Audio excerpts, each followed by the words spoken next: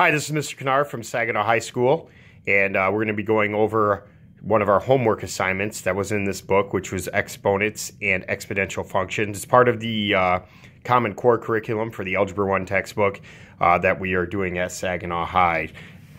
So they didn't really have a solutions guide for this book, but I just wanted to make sure that all the students had a copy of some of the answers here to help them on their test coming up soon. This is 7.1 practice. This is Form G. It was 1 through 20. And it did a lot of stuff with zero and negative exponents. There was some adding the exponents of common bases. And I just kind of want to go through each one of the problems. Now, in each one of the problems here, I did the problem, but I also wrote down the properties that you had to use in order to solve the problem. So the first one here was number 1 was 13 to the 0 power, which equals 1. And the property that we used was a to the 0 equals 1. The next one was 5 to the negative third power. And because of the property a to the negative n power equals 1 over an, we had to drop that 5 to the negative third down to the denominator. I expanded it out, and the answer is 1 over 125. Next one we did here, you had a negative in the denominator, and because of the property here on the right-hand side, we raised that to the numerator, and we have 3 to the first power times 3 to the fourth power. Our property we're going to add those exponents together. We ended up getting 3 to the fifth, and then I simplified it by multiplying 3 by 3 times 3 times 3 times 3 5 times, and we ended up getting 243 as our answer. We have a similar problem here on 4, where we raise the negative 1 power. We're going to raise that 4 to the numerator. We're going to get 2 times 4, and you could see the property there.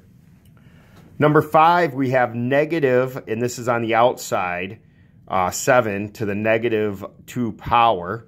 And you keep the negative on the outside. You're going to use this property to drop it down to the numerator because of the negative 2 power. And you're ultimately going to get negative 1 over 49. Next one, we also have another negative property, or a negative exponent here. So we have 46 to the negative 1 power. And because of this property, we're going to drop that down to 1 over 46. And the next one here, we have the 0. We have a 0 power. We have negative 6 to the 0. And that's going to equal negative 1. And I use this property here. Now, if there's no parentheses around a negative base, and you have like a 0, 2, 4, 6, we could argue whether or not 0 is an even or odd number. I've seen some arguments, but like even numbers is still going to be negative. Okay, and you can see here on number 8, just the example that I gave, that negative is on the outside, so it's going to continue to be negative. Now we use our property where we have am and then parentheses n, so we're going to multiply the exponents together. I know you don't see an exponent above the 12x, but each one is a 1.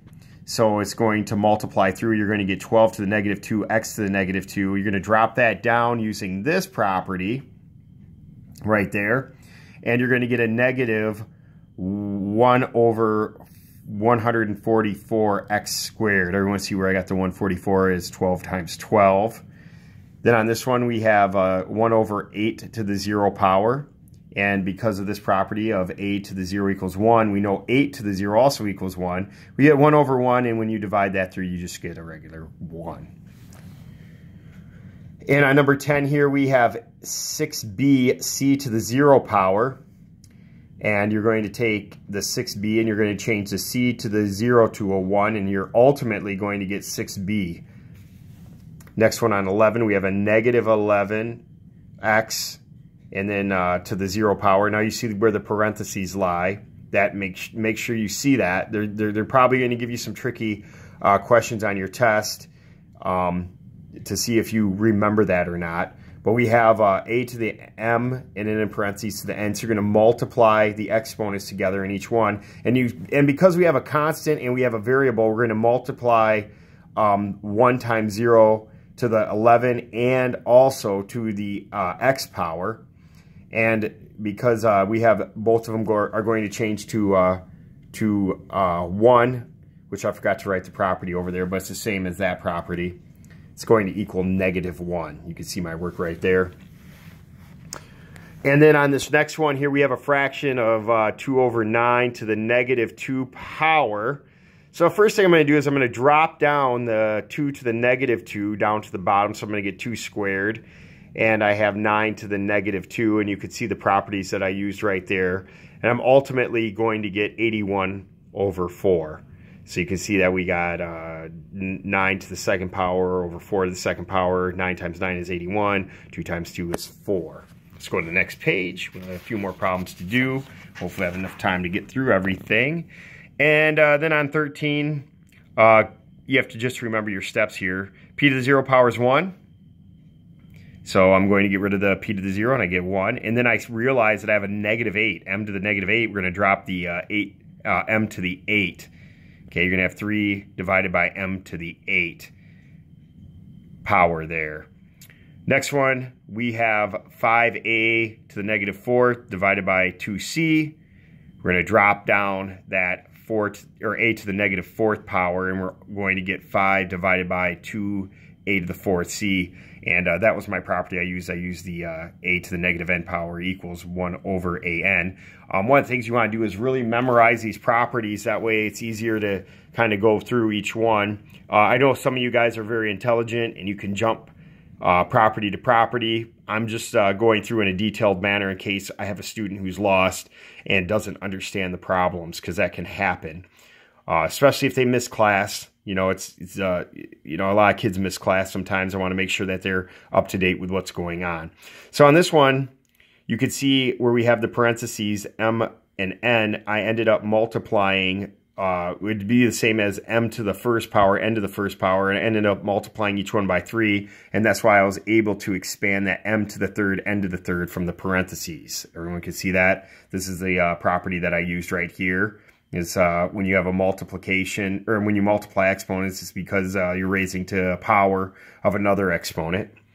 And then down here you can see that I moved that k, that -3, or negative to the -3 power. That k is going to come down. It's going to become a positive k, it's going to be a positive in the power. I'm sorry, k to the 3rd power is positive, and I have another negative power, so I'm going to move that -8 up to the top, so I have a p to the 8th power that's positive instead of negative in the denominator, and that was both of the properties that I used there. And then right here, you can see that I expanded out everything. I ended up multiplying that -2 to everything in the problem at the exponent. Remember, if there's no exponent, it's a 1 there.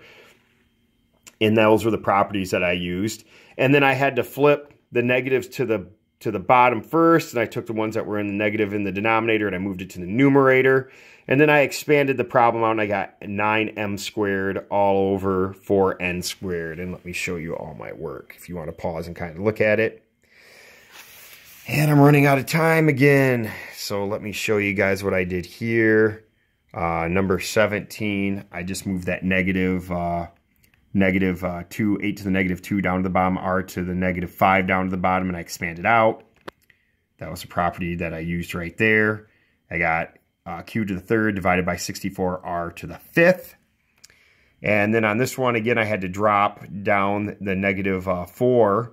I dropped that down, I expanded it. I got rid of the b to the 0 because that was just 1. You can see the work that I did there. And then I expanded the 10 to the 4th power. And I ended up getting 10,000 a to the 4th. It's all over, well, it's going to be 1 divided by 10,000 a to the 4th, and it's negative. You don't want to forget that negative because it was on the outside of the parentheses. Same thing kind of here. I got rid of the z to the 0 because that equals 1. I dropped down the negative, moved the negative in the denominator up to the numerator. I ended up getting 11v to the 3rd power x divided by y. You can see the stuff. And the last one here, I expanded out the -4 in the denominator, and then I'm going to move my m to the -1 down to the bottom, and I'm going to move my a to the -4, b to the -4 to the top. This was the properties that I used, and I ultimately got 5a to the 4th, b to the 4th, divided by 9mc to the 7th power. I hope to see everybody in class.